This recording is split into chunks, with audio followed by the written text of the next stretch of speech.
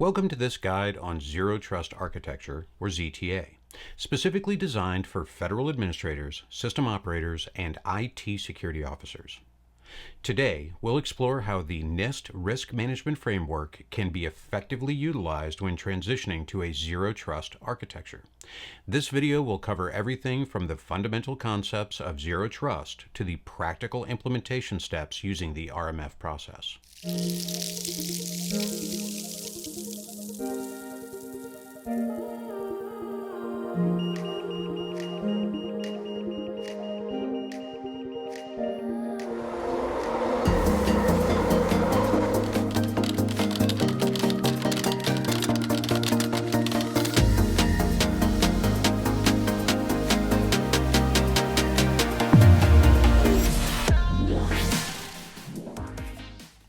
As technology reshapes how organizations operate and defend themselves, traditional perimeter-based security approaches are no longer sufficient.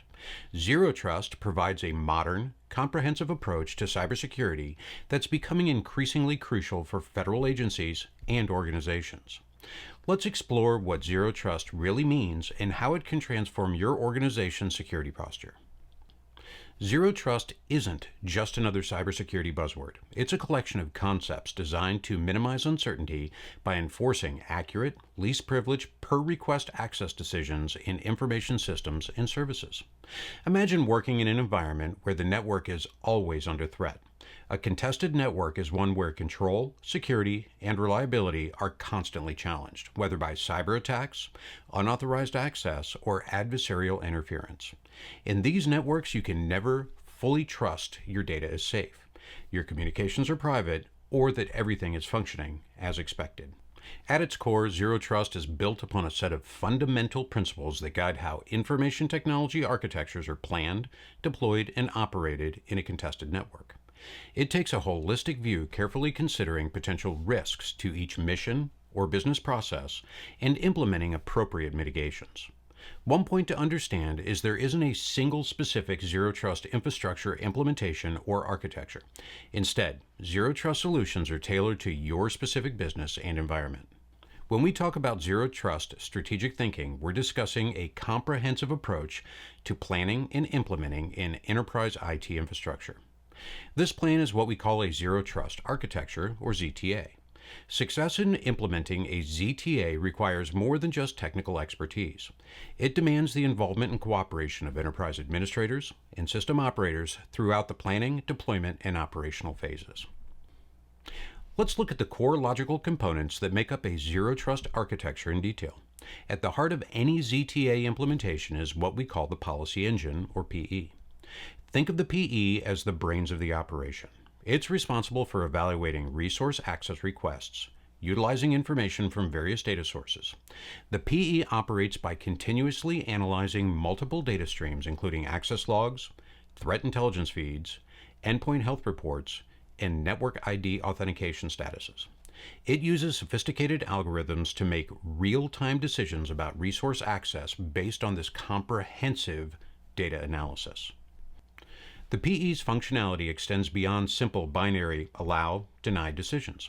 It maintains complex relationship maps between resources, users, and access patterns. When evaluating requests, it considers historical access patterns, current system status, and even environmental factors like time of day or geographic location.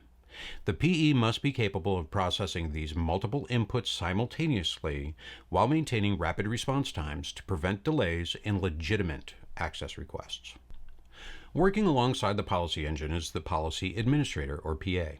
The PA serves as the executor, managing the establishment, maintenance, and termination of sessions between subjects and resources. This component is essential for maintaining the dynamic nature of Zero Trust access controls. The PA operates on two distinct planes, the control plane and the data plane. The control plane is a logically or physically separate set of channels used for security-critical communications between the PA, PE, and the PEP components. This separation includes the policy decisions and enforcement mechanisms cannot be compromised through standard network traffic. The PA's responsibilities include managing the full life cycle of access sessions. When a session is initiated, the PA creates a unique credential or token for that specific session. Throughout the session's duration, it monitors for any changes in policy decisions from the PE that might require terminating or modifying access. The PA must maintain perfect synchronization with the PE to ensure that the policy changes are implemented immediately across all active sessions. The third critical component is the Policy Enforcement Point, or PEP. This is where applications and endpoints interact to gain access permissions and resources. The PEP serves as a gateway for all resource access, implementing what we call positive enforcement. This means by default, all access is denied unless explicitly permitted by the policy. The PEP operates with a zero trust mindset, treating every request as potentially hostile until proven otherwise. The PEP's technical implementation includes sophisticated packet inspection capabilities, strong encryption for all data transfers, and real-time communication with the PA for policy updates. It must be capable of terminating existing connections immediately if the policy changes. The PEP also maintains detailed logs of all access attempts, successful or not, providing critical data for security analysis and audit purposes. All data plane communication between the enterprise resource must go through a PEP. This creates a security boundary where every single resource access attempt is scrutinized according to the current policy. The PEP should be designed with high availability and performance in mind, as it becomes a critical path for all enterprise access. Now let's talk about the core tenets that guide zero trust implementation. These principles can be grouped into three main categories: network identity governance, endpoints, and data flows. Starting with network identity governance, the first and foremost tenet is that all resource authentication and authorization must be dynamically and strictly enforced before access is allowed. Consider the variety of network entities in a typical enterprise, from end users to accounts used by processes and services. Some users might have multiple identities, while some identities might be exclusive to the hardware or software components. The key is having a governance policy that ensures only authorized operations are performed, and only after the identity has properly authenticated itself. Moving to endpoints, we must remember that all data sources and computing services are considered resources. This includes everything from mobile devices and data stores to compute resources and remote sensors. The enterprise must monitor and measure the integrity and security posture of all owned and associated resources. This involves maintaining strong cyber hygiene practices for both enterprise-owned and non-enterprise-owned resources used in workflows. For data flows, all communication must be secured regardless of network location. Remember, in Zero Trust, the network is always considered contested. Access to individual enterprise resources is granted on a per-session basis, determined by a dynamic policy. This policy takes into account the observable state of a client identity, application or service, and the requesting asset, along with other behavioral and other environmental attributes. Transitioning to a zero trust architecture isn't about starting from scratch. It's an evolution that involves a series of upgrades and changes over time. Some changes might be as simple as a configuration adjustment, while others might require purchasing and deploying new infrastructure. The path forward depends largely on your current tools and enterprise capabilities. The migration process aligns closely with other cybersecurity improvements, but is guided specifically by zero trust principles in planning and implementation. This is where the NIST Risk Management Framework, or RMF, becomes invaluable. The RMF provides a structured approach that includes 7 key steps: prepare, categorize, select, implement, assess, authorize, and monitor. Let's take a closer look at each of these steps and how they apply to your zero trust journey. The prepare step is foundational when starting your zero trust transition. This step requires a complete inventory of resources, network identities, and roles and privileges. It involves tasks at both the organizational and system levels, with system architects, administrators, and operators typically focusing on the system level tasks while providing valuable input to the organizational process. During the categorize step, you'll use FIPS 199 and FIPS 200 to classify resources as low, moderate, or high based on their confidentiality, integrity, and availability requirements and workflows. Resource owners and workflow stakeholders should provide input during this phase. The select step involves choosing appropriate security controls. While baseline controls are provided in the NIST SP 800-53B, additional controls may be added or removed to manage specific risks to resources, known attack surfaces, and workflow positions. Implementation follows, focusing on putting selected controls in place while keeping future monitoring and maintenance operations in mind. Zero Trust encourages automation for dynamic responses to changing security concerns, so solutions requiring frequent manual intervention should be avoided. Assessment, in a ZTA context, should be continuous, addressing an ever-changing environment. Modern IT environments and DevOps, DevSecOps approaches mean that single points-in-time assessments quickly become outdated as improvements and configuration changes occur to address new threats. Authorization takes on a new meaning in a zero trust context, applying not just to the current system deployment, but to the processes for changes and updates as well. A ZTA should be dynamic and fluid, ready to respond to changing network conditions. Finally, the monitor step is crucial in zero trust, requiring observation of resources used in primary missions. This includes endpoint hygiene, user behavior, and network traffic monitoring, with policies in place to trigger actions based on observed behaviors. Zero Trust naturally aligns with modern DevOps and DevSecOps practices. Think of it as a continuous cycle where monitoring feeds back into implementation and improvements are constantly assessed before entering operations. Sometimes teams might need to return to the select step if new information suggests adding or removing controls. Even in more traditional IT environments, Zero Trust operates as a cycle of monitor, assess, and authorize steps, with larger changes requiring occasional returns to other steps in the process. This creates a dynamic, responsive security posture that can adapt to new security threats and challenges as they emerge.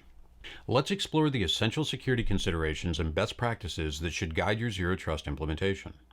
First and foremost is the principle of continuous monitoring and validation. In a zero trust environment, trust is never assumed and must be continuously verified. This means implementing monitoring systems that track not only access attempts, but also system behavior, network traffic patterns, and resource utilization. Your monitoring systems should provide real-time visibility into all network segments, with the ability to correlate events across different security tools and platforms. This often means integrating with an existing security information and event management system while implementing additional monitoring capabilities specific to Zero Trust. Authentication and authorized mechanisms require special attention in a Zero Trust architecture. Multi-factor authentication should be implemented universally, but it's vital to understand that not all factors are equally secure. Consider implementing risk-based authentication that adapts to the sensitivity of the requested resource and the context of the access request. For example, accessing a public website might require only basic authentication, while accessing classified information would trigger additional verification steps. Physical authentication tokens and biometric factors should be integrated into your authentication strategy, especially for privileged access management. The implementation of network segmentation in Zero Trust goes beyond traditional VLAN separation. Modern micro-segmentation should be implemented at the workload level, for each application or service potentially existing in its own security segment. This granular segmentation should be policy-driven and dynamically adjusted based on real-time security telemetry. Software-defined perimeters should be implemented to ensure that network segments remain isolated even when resources move between on-premise and cloud environments. Data protection strategies must evolve to match the Zero Trust model. This means implementing end-to-end encryption for all data, whether at rest, in transit, or in use. Encryption key management becomes particularly important, requiring key rotation policies and secure key storage solutions. Data classification schemes should be automated where possible, using machine learning algorithms to identify and categorize sensitive information. This classification should drive the access policies, determining not just who can access the data, but under what conditions and with what permissions. Identity and access management forms the backbone of Zero Trust security, requiring a comprehensive approach to identity governance. This means implementing role-based access control, RBAC, and attribute access control, ABAC systems that can make dynamic access decisions based on multiple factors. User and identity behavior analytics should be integrated to detect anomalous behavior patterns that might indicate compromised credentials or insider threats. Regular access reviews should be automated to the extent possible, with workflows for managers to review and recertify access permissions. Incident response procedures in a zero trust environment must be reimagined. Traditional incident response often focuses on containing breaches at the network perimeter, but in zero trust, the focus shifts to rapid detection and response to anomalous behavior anywhere in the environment. This requires establishing automated response procedures that can quickly revoke access permissions, isolate affected systems, and initiate investigative processes. Your incident response team should have the tools and procedures for conducting investigations in a zero trust environment, where traditional network forensic tools may not be as effective. Securing the supply chain in a zero trust model requires extending your security controls to third-party vendors and contractors. This means implementing strong authentication and authorization controls for vendor access, maintaining detailed audit logs of all vendor activities, and conducting regular security assessments of vendor systems that interact with your environment. Vendor access should be highly granular, providing only the minimum necessary permissions for specific tasks. The automation and orchestration capabilities of your security infrastructure must be robust enough to handle the complex policy decisions required in a zero trust environment. Security orchestration, automation, and response platforms, SOAR, should be implemented to handle routine security tasks and coordinate responses across different security tools. These systems should maintain detailed audit trails and support compliance reporting requirements specific to federal agencies. Cloud security in a zero trust environment presents unique challenges that must be carefully addressed. Cloud Access Security Brokers, CASBs, should be implemented to provide visibility and control over cloud service usage. Cloud workload protection platforms should be deployed to secure cloud-native applications and infrastructure. Special attention must be paid to securing container environments and serverless computing platforms, which may require additional security controls beyond traditional cloud security measures. Finally, the user experience in a zero trust environment must be carefully designed to maintain security without creating unnecessary friction. Single sign-on, SSO solutions should be implemented where appropriate, but with careful considerations of the security implications. User interfaces should provide clear feedback about access decisions and required actions. Session management should be intelligent enough to maintain legitimate user sessions while enforcing security policies. Training programs should be developed to help users understand and adapt to the zero trust environment, focusing on both security awareness and practical usage scenarios. Zero trust represents more than just a technology solution. It is a comprehensive cybersecurity strategy and operational practice that requires cooperation across all levels of an organization. Success depends on input from cybersecurity planners, management, administrators, operations, and system data and process owners who may not traditionally participate in security planning. The NIST Risk Management Framework provides a structured, holistic process for managing cybersecurity and privacy risk in this context. By understanding how these components work together and following steps we've outlined, you can begin your journey towards a more secure, zero trust environment. This transition isn't about completely replacing your existing infrastructure. It's about evolving your security posture to meet modern challenges. Each organization will need to develop its own procedures for implementing the RMF steps. But the framework provides a solid foundation for building a robust zero trust architecture. Thank you for joining us on this exploration of zero trust architecture. By implementing these principles and following the RMF process, you're taking important steps towards a more secure and resilient enterprise environment. Keep learning, stay vigilant, and remember that security is an ongoing journey, not a destination.